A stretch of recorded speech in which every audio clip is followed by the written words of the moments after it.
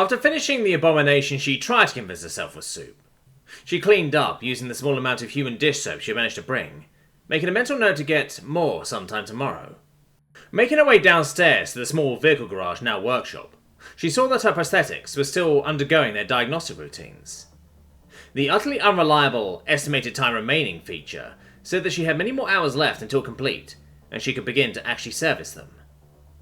With a frustrated groan, she made sure everything in the small workshop was where it was supposed to be, glad that the operating bed/chair she had was a sturdy fold-out model. Additional support could be added with the snap-on legs she had strapped together in an out-of-the-way corner. The overall space was the size of a small bedroom, now taken up by a large, multi-material 3D nanoprinter, approximately as large as a full-size refrigerator, but laying down. It was a former top-of-the-line human-made unit, made by Cyberware Robotics, now 2 generations old. The space next to it held the quantum computer that ran it, about the size of a household washing machine, most of its bulk coming from the aftermarket cooling system she had attached to it. The computer was abuzz as it worked on the 4 diagnostic procedures, its network cabling taped down and running across the bare cement-like floor to her workstation and interface devices, as well as an Ultra HD vid screen. Next to her workstation was her tool chest, filled up and organised properly for household repairs, prosthetic work, and intermediate vehicle maintenance. Lastly was her meagre stock of nanoprinter material she brought with her. She hoped it was enough. Lastly, she looked at the power regulators to make sure everything was running as it should.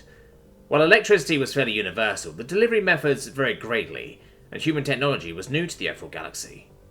She was exceptionally glad one of her Uncle Robert's close friends had gifted her 4 strange adapters she had never seen before. They were shaped as cubes, a diode in the centre allowing for a holographic interface, with their manufacturer's name sanded off as well as a whole case of varied fuses for them. When she questioned him about them, all she got was a grin and a cryptic answer. "Ask me no questions, and I'll tell you no lies." Checking the interface, and all 4 of them yielded optimal results, and everything was holding steady. Seeing that there was nothing else for her to do, she made sure the lock was secured and went back upstairs. Flopping onto her blanket and grabbing another to use as a pillow, she set about the task of setting up her data suite, while her phone was still temporarily connected to the planet's datanet. She then set up a business account with a local trade union, a proper data connection, an order for common nanoprinter materials, and everything else that needed a recurring charge. She was so glad she set up and paid for all of her basic living expenses a month in advance, such as rent, water, and electricity. She looked at her account after paying for everything. It was abysmally low. "Why is everything so expensive?" she shouted, as loud as she could to her ceiling, as though it was to blame.